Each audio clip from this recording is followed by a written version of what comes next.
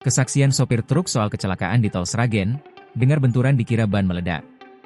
Sopir truk tronton bernomor polisi AA 8469 BP yang terlibat kecelakaan di Jalan Tol Solongawi KM 547800A di Desa Banaran, Kecamatan Sambung Macan, Kabupaten Sragen, Zian, warga Kabupaten Wonosobo sempat mengira, suara benturan keras yang terdengar adalah suara ban meledak. Zian menceritakan awalnya ia melajukan truk yang ia kendarai di jalur lambat. Lalu, tiba-tiba truk yang ia bawa ditabrak oleh mobil Toyota Fortuner bernomor polisi AE 1240 JP dari belakang. Tiba-tiba ditabrak dari belakang. Terasa, ada suara diar gitu, katanya saat ditemui tribunsolo.com, Jumat, 6 Juni 2025. Lanjutnya, saat kejadian, truknya sedang mengangkut kayu. Baik sopir maupun awak truk lainnya selamat, dan tidak terluka.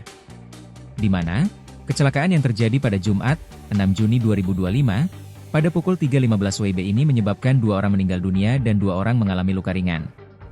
Satu korban meninggal diantaranya bernama Waluyo Jatisasono, yang merupakan Wakil Ketua DPRD Kabupaten Ngawi, sekaligus Ketua DPC Partai Gerindra Kabupaten Ngawi.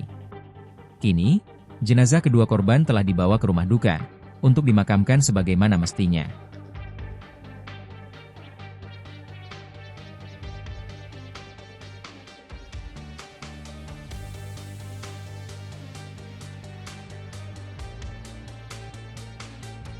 Download Tribun X sekarang, menghadirkan lokal menjadi Indonesia.